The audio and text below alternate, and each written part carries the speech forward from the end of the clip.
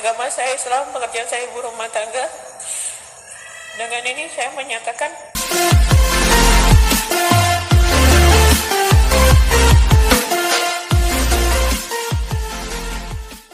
ya, shalom teman-teman semua dimanapun kita berada pada saat ini, kiranya kita semua tetap berada dalam keadaan sehat dan apapun yang merupakan aktivitas kita sepanjang hari ini, kiranya Tuhan Yesus memberkati. Dan kembali berjumpa lagi di channel kita ini, yaitu Semayan Yasin. Terima kasih buat teman-teman semua dan juga para sahabat yang sudah mendukung perkembangan channel ini dengan setia, dan kiranya kita tetap menggunakannya untuk menjadi berkat bagi semua orang.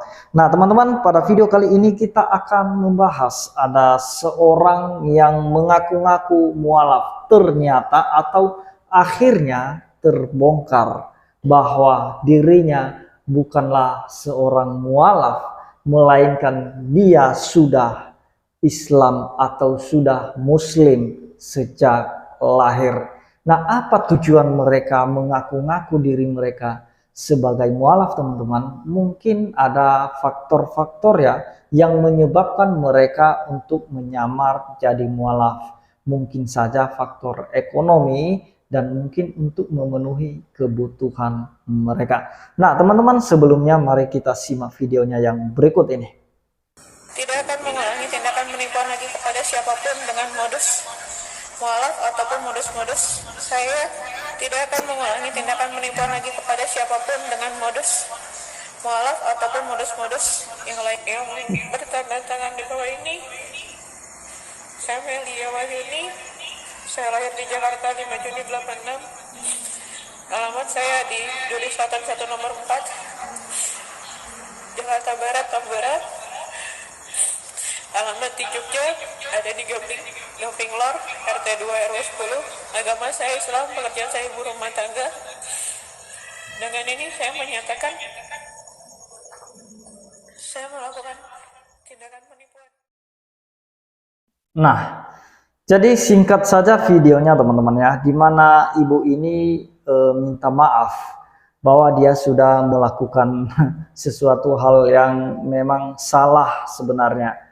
Karena dia menyamar seperti seolah-olah sudah mualaf, padahal ternyata dia sudah Muslim sejak lahir. Nah teman-teman, saya sudah bahas di video-video saya sebelumnya mengenai para mualaf. Dan di channel-channel saudara kita Muslim, kebanyakan mereka membuat satu settingan, mengambil satu orang untuk berperan menjadi seorang mualaf, atau dalam arti berpura-pura menjadi mualaf. Nah teman-teman, saya kurang tahu ya kenapa kebanyakan orang itu mengaku mualaf. Bahkan ketika mereka memberikan kesaksian, mereka mengaku bahwa diri mereka waktu Kristen itu pendeta, misionaris, suster, dan kemudian pernah sekolah di Vatikan, sekolah di Israel, dan lain-lain sebagainya. Pengakuan mereka supaya apa teman-teman? Supaya mereka diterima di keyakinan baru mereka. Itulah sebabnya mereka mengaku sebagai mantan pendeta dan lain sebagainya. Nah, ini yang sering saya sampaikan di video saya sebelumnya teman-teman, bahwa hati-hati, waspada terhadap saudara-saudara kita yang mengaku-ngaku mualaf. Apalagi mereka mengkritik Alkitab, mereka rela menghujat Kristus, mereka rela menuduh Alkitab itu palsu, mereka menghujat Kristen dan lain sebagainya. Nah, saya kurang tahu kira-kira ada keuntungankah di balik tuduhanmu itu, di balik kesaksian dustamu itu? Kira-kira ada keuntungan enggak? Ya tentu saja dong bagi mereka yang mengaku-ngaku sebagai mualaf, apalagi kalau yang mualaf itu adalah mantan pendeta bohongan maksudnya teman-teman ya. Nah, setelah dia mualaf mengaku bahwa dirinya pendeta, sudah S2, udah doktor, dan lain sebagainya. Nah, Kenapa mereka mengakui seperti itu? Supaya mereka digunakan atau dipakai di keyakinan baru mereka. Itulah sebabnya mereka mengaku sebagai mantan pendeta. Bukan orang sembarangan. Mengaku pintar, hebat. Waktu Kristen itu luar biasa. Singer, worship leader, dan lain sebagainya. Ini kan sebenarnya ngacau semua kesaksian ini. Dan itu memang karena ada kepentingan di balik semua itu, teman-teman. Seperti yang saya sampaikan tadi, ya mungkin karena faktor ekonomi untuk mencari nafkah itu kan susah kalau kerja. Jadi kalau bersaksi dusta itu kan gampang sekali. Nah, kalau mereka sudah mualaf atau mengaku-ngaku sebagai mualaf, nanti kan ada yayasan yang menampung mereka, memenuhi kebutuhan mereka, memberikan mereka sembako, beras, Indomie. Nah, kira-kira begitu. Kalau mereka sudah mengaku mualaf, apalagi ngakunya mantan pendeta. Wow, seperti Ustadz Kainama. Itu kerjanya mengkritik Alkitab terus tiap hari. Nah, kalau dia berhenti mengkritik Alkitab atau membahas Alkitab, atau berhenti mereka berbohong, maka pada saat itu juga keuntungan mereka berhenti. Nah, itu kan jelas teman-teman. Mereka itu semua sebenarnya berbohong dan suka membelokkan kebenaran firman Tuhan. Kira-kira apa tujuannya sih? Apa untungnya sih?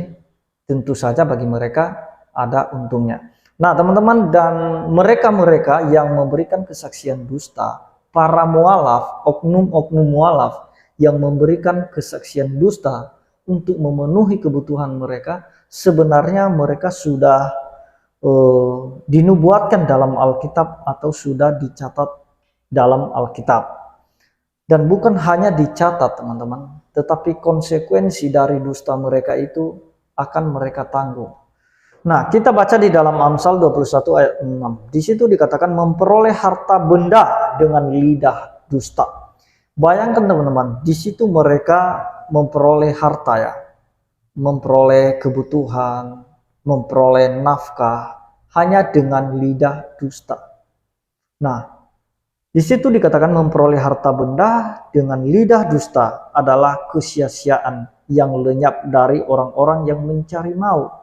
Nah, ternyata sebenarnya ketika mereka memperoleh kebutuhan atau nafkah atau keuntungan dari dusta mereka, mereka tidak tahu dan mereka tidak menyadari bahwa itu adalah sia-sia.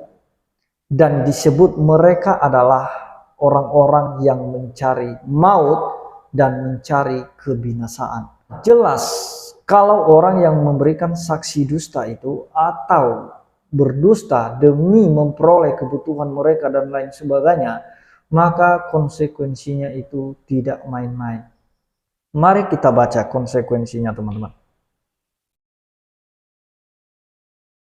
Kita baca di dalam Wahyu 21 ayat 8. Begini firman Tuhan. Tetapi orang-orang penakut. Nah, penakut yang dimaksud di sini, teman-teman, takut memberitakan Injil, takut dikucilkan, takut dianiaya, sehingga pada akhirnya mereka menyangkal iman mereka kepada Kristus. Orang-orang yang tidak percaya, jelas orang yang tidak mengakui Yesus sebagai Tuhan dan Juru Selamat. Dan kemudian orang-orang keji, orang-orang pembunuh, orang-orang sundal, tukang-tukang sihir, penyembah-penyembah berhala, dan semua pendusta.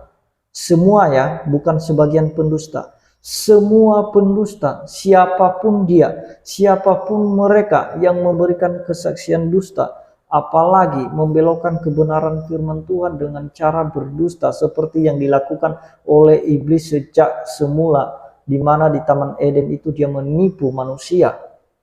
Dan itu yang mereka teruskan sampai sekarang, memanipulasi firman Tuhan. Nah, dan semua pendusta, mereka akan mendapatkan bagian mereka di dalam lautan yang menyala-nyala oleh api. Mereka mendapatkan bagian dari lautan api, teman-teman, yang menyala-nyala oleh api dan belerang. Inilah kematian yang kedua. Nah, teman-teman, apa yang mereka tabur saat ini mungkin masih belum nampak hasilnya atau konsekuensinya atau balasannya. Mungkin mereka aman-aman ya sampai sekarang. Tetapi percaya apa yang disampaikan oleh firman Tuhan pasti akan tergenapi. Bahwa mereka yang berdusta itu, yang melakukan kejahatan itu, akan mendapat bagian dari lautan api itu. Nah, ini tidak main-main. Mereka mau memperoleh harta benda dengan lidah dusta. Mereka tidak tahu bahwa itu adalah kesia-siaan. Dan mereka sedang mencari maut. Mautnya apa? Yaitu kematian ini. Lautan api. Dan inilah kematian yang kedua. Nah, itu yang dimaksud dalam Amsal itu. Mereka adalah orang-orang yang mencari maut, mencari kematian yang abadi, mencari kebinasaan dalam lautan api. Nah, jadi itu yang mau saya sampaikan, teman-teman. Ini kita tidak perlu panjang lebar membahasnya. Yang pada intinya bahwa hati-hatilah kalau misalnya ada orang-orang yang bersaksi di channel-channel saudara kita yang muslim, dan ini juga khusus saudara saya yang muslim ya. Ya tidak masalah, silakan Anda berpegang pada iman Anda, keyakinan Anda, tetapi hati-hatilah kepada mereka yang mengaku-ngaku sebagai mualaf. Mengaku-ngaku sebagai mualaf, menyamar jadi mualaf. Nah, bayangkan teman-teman, kalau misalnya mereka buat settingan di video YouTube mereka, mengambil satu orang untuk menyamar jadi mualaf, kemudian memberikan kesaksian dusta. Bayangkan berapa orang yang menontonnya dan mendengarkan. Berapa orang yang mendengarkan dusta mereka dan dibohongi oleh mereka. Ribuan orang, teman-teman. Ribuan orang, bahkan mungkin ada jutaan orang. Nah, jadi saya lihat di channel-channel saudara-saudara kita yang muslim itu kan, ketika ada mualaf yang bersaksi, ya begini begitu, waktu saya Kristen begini, hebat, dan lain sebagainya. Oh, kemudian mereka memberikan komentar-komentar yang luar biasa. Oh, semoga istiqomah, alhamdulillah, insya Allah semoga istiqomah. Nah, sembarangan mengucapkan istiqomah. Nah, mereka tidak tahu bahwa mereka sedang diprank oleh para mualaf itu, oknum-oknum mualaf tersebut. Nah, teman-teman, itu yang mau saya sampaikan, dan kiranya kita semua aman dalam perlindungan Tuhan, dan semoga lidah dusta itu jauh daripada kita semua.